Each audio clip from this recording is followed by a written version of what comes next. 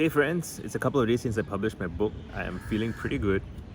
I haven't had really big open time to relax because I have pretty busy calendar. I have like errands to run. I had like a dental appointment, a bunch of like family birthdays, all that kind of thing. Which is, I don't mind waiting. It's not. I would be cool. It would have been preferable if I didn't have to wait, but it is what it is. And I just wanted to make some videos reporting on my experience after publishing the book because I remember when I left my job in 2018. Wow, almost 4 years ago, 3.5 years ago. When I left my job, so the thing that I regret not having made videos.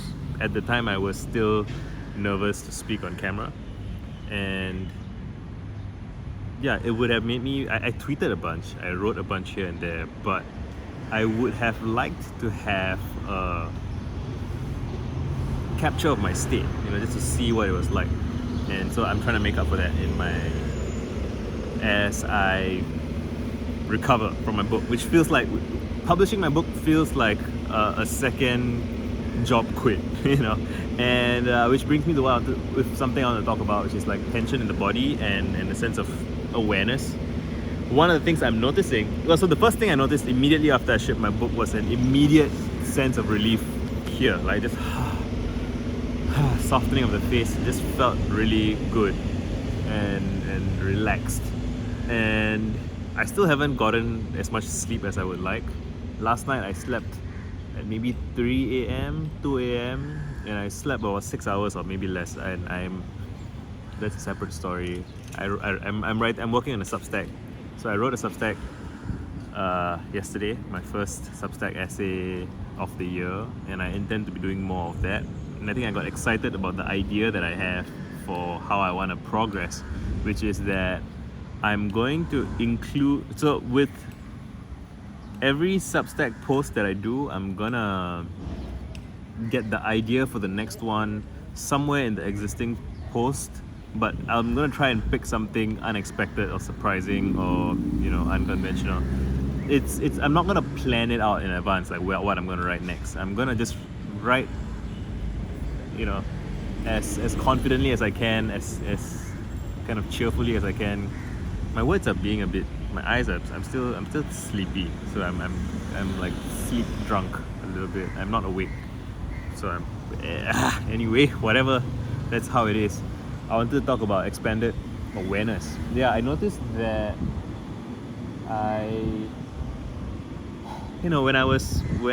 before I shipped my book, I guess I had a lot of very literal tunnel vision. Like wherever I'm walking, I look at where I'm going, and I'm very fixated on narrow points.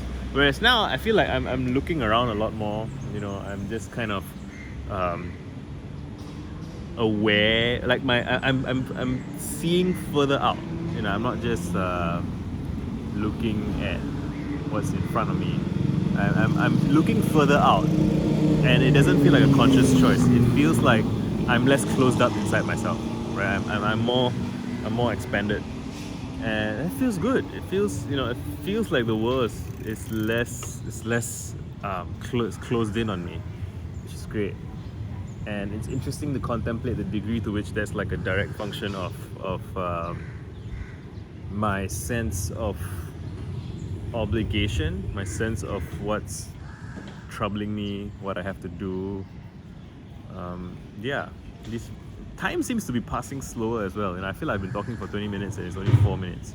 And again, that might have something to do with sleep, something to do with but yeah, I do suspect that shipping my book has made time pass slower for me since, which is interesting, right? I'm just gonna keep making these videos every day. I'm gonna keep working on my Substack. Oh yeah, just a random thing. I asked a couple of old friends, like old colleagues, what they thought. So while working on my book, one of the things I was curious about was kind of what are my issues that I'm not aware of.